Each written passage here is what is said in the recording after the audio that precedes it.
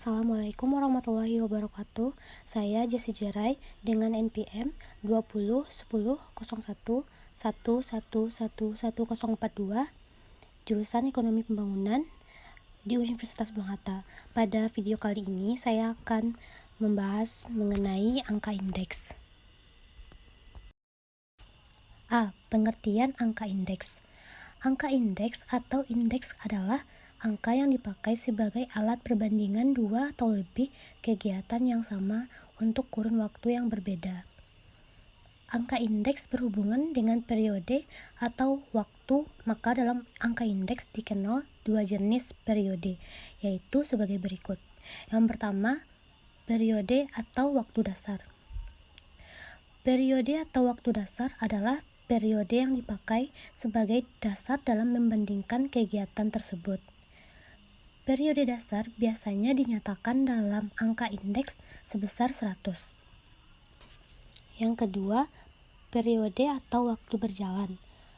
Periode atau waktu berjalan adalah periode yang dipakai yang sedang berjalan atau periode yang diperbandingkan dalam kegiatan tersebut. Periode berjalan disebut juga periode bersangkutan. B. Jenis-jenis angka indeks.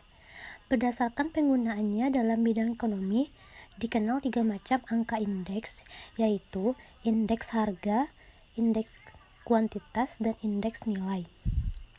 Yang pertama, jenis-jenis angka indeks berdasarkan penggunaannya, yaitu indeks harga. Indeks harga adalah indeks yang dipakai untuk mengukur atau menunjukkan perubahan harga barang, baik satu barang maupun sekumpulan barang. Yang B. Indeks kuantitas. Indeks kuantitas adalah angka indeks yang dipakai untuk mengukur kuantitas suatu barang atau sekumpulan barang, baik yang dikonsumsi maupun dijual. C. Indeks nilai. Indeks nilai adalah angka indeks yang dipakai melihat perubahan nilai dari suatu barang atau sekumpulan barang, baik yang dihasilkan diimpor maupun diekspor. Kedua, jenis-jenis angka indeks berdasarkan cara penentuannya. A. Indeks tidak tertimbang. Indeks tidak tertimbang adalah angka indeks yang dalam pembuatannya tidak dimasukkan faktor-faktor mempengaruhi naik turunnya angka indeks. B. Indeks tertimbang. Indeks tertimbang adalah angka indeks yang dalam pembuatannya memasukkan faktor-faktor yang mempengaruhi atau penimbang naik turunnya angka indeks. C. Indeks rantai. Indeks rantai adalah angka indeks yang disusun berdasarkan interval-interval waktu yang berurutan atau angka indeks yang dipakai untuk membandingkan suatu waktu tertentu dengan waktu kapan saja sebagai waktu dasar. C. Cara penentuan angka indeks. Yang pertama, indeks harga. A. Indeks harga tidak tertimbang. Indeks harga tidak tertimbang secara sederhana dianggap hanya memiliki sebuah variabel saja. Sekalian variabel tersebut merupakan gabungan beberapa variabel.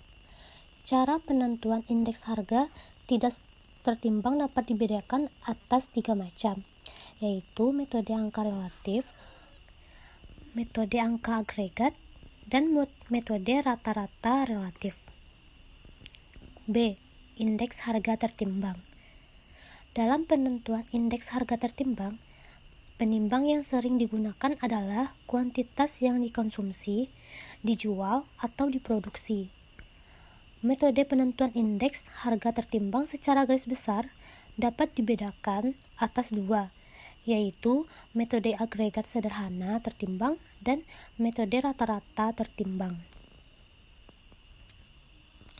Yang kedua, indeks kuantitas. Penentuan indeks kuantitas pada dasarnya sama dengan penentuan indeks harga, sehingga metodenya juga sama, tinggal mengganti macam variabelnya saja. Untuk penentuan indeks kuantitas tertimbang, harga harus dibuat konstan agar perubahan kuantitas dapat diukur.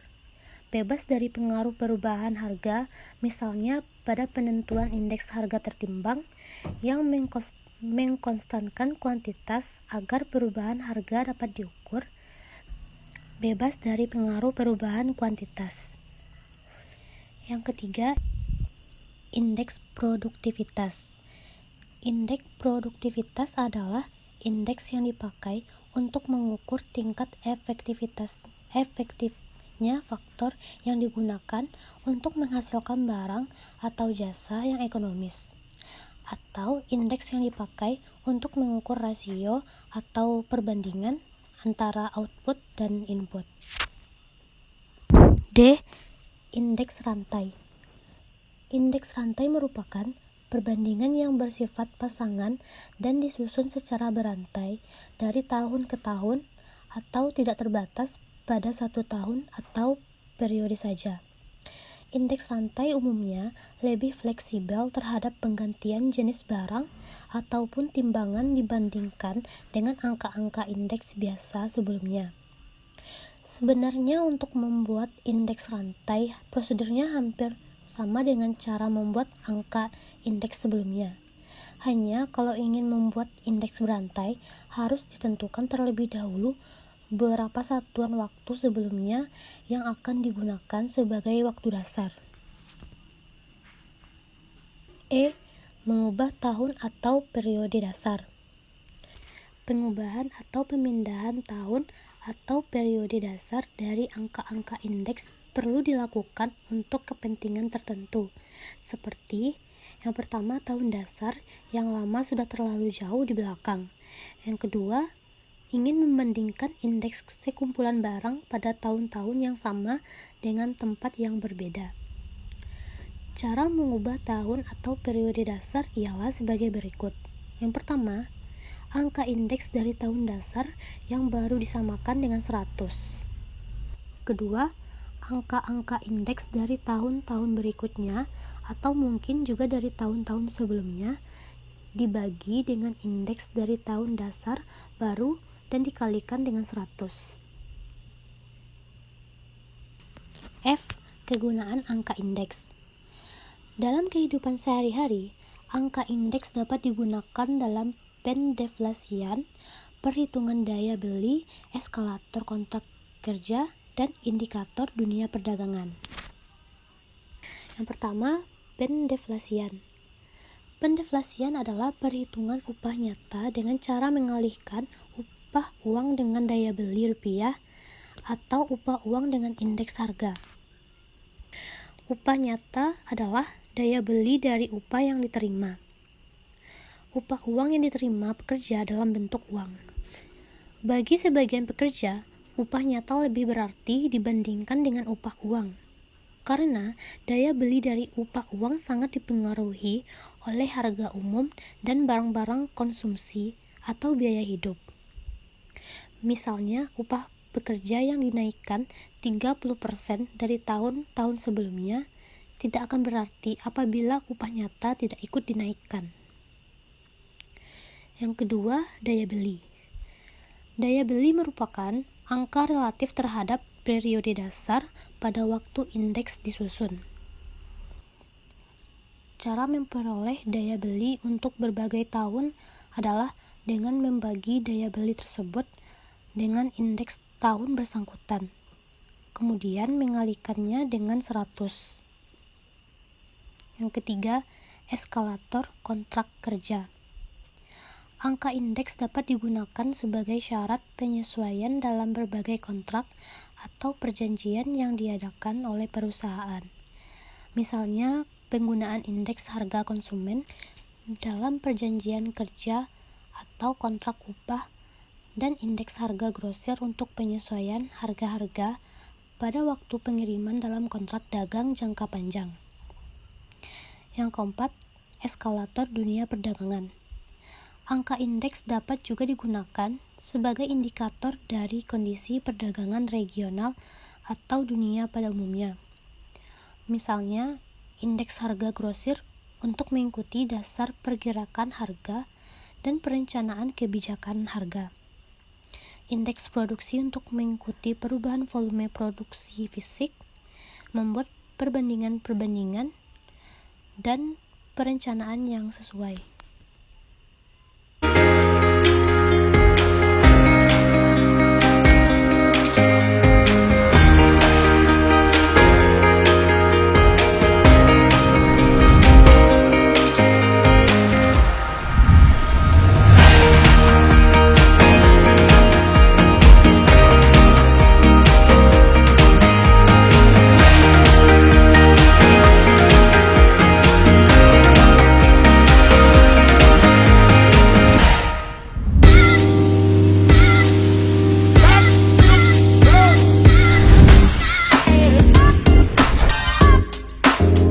Fakultas Ekonomi dan Bisnis. Let's go.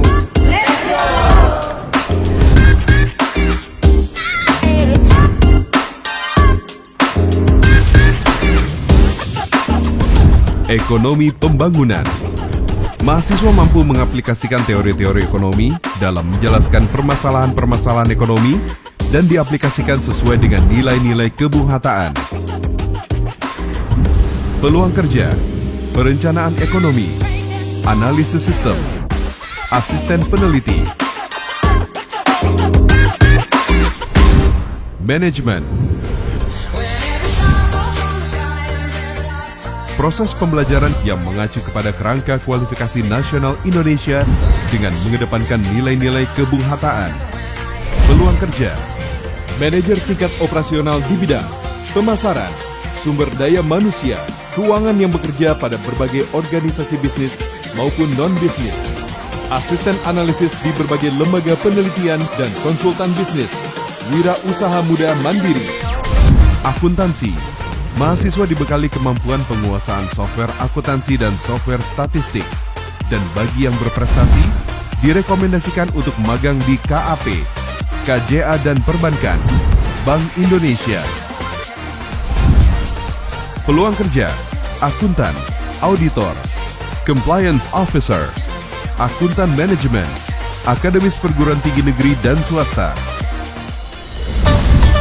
Kami menyiapkan dan menghasilkan lulusan yang berwawasan global dengan menggunakan kurikulum KKBK KKNI dengan mengimplementasikan kearifan lokal yang ada di Minangkabau. Dalam kurikulum Revolusi 4.0 ada 3 penguatan yang akan kita berikan, yaitu penguasaan IT. Yang kedua yaitu penguatan dalam bahasa Inggris. Yang ketiga yaitu pendidikan karakter. Di sini kita memiliki ada 10 orang dosen, hampir ataupun lebih dari 50% itu merupakan doktor. Selain itu, dosen-dosen kita ini memang aktif melaksanakan pengabdian masyarakat yang melibatkan dosen dan juga mahasiswa. Dan penelitian-penelitiannya dipublish baik di jurnal internasional maupun di jurnal nasional. Di program studi manajemen ini seperti membuka mindset saya, di mana lulusan program studi manajemen nanti tidak mencari pekerjaan, akan tetapi membuat lowongan pekerjaan. Dengan banyaknya kerjasama yang dibangun oleh Universitas Bung Hatta memberikan ruang bagi kami untuk mengimplementasikan ilmu-ilmu yang kami dapatkan saat berkuliah, yang bisa mengeksplor diri saya lebih dalam lagi di bidang ekonomi, khususnya akuntansi. Di Fakultas Ekonomika dan Bisnis, mahasiswa dilatih bagaimana mereka terampil menggunakan komputer untuk melakukan pemecahan masalah yang tentunya dengan teknologi komputer, data yang diolah itu adalah data-data yang berkualitas, dalam arti akurat, tepat waktu, dan relevan. Dari sisi dosennya telah menghantarkan Prodi Akuntansi memperoleh akreditasi A Agustus 2019 yang lalu. Kemudian sekarang itu Prodi Manajemen sedang mengikutsertakan mahasiswa dalam kegiatan seminar internasional maupun seminar nasional yang diikuti.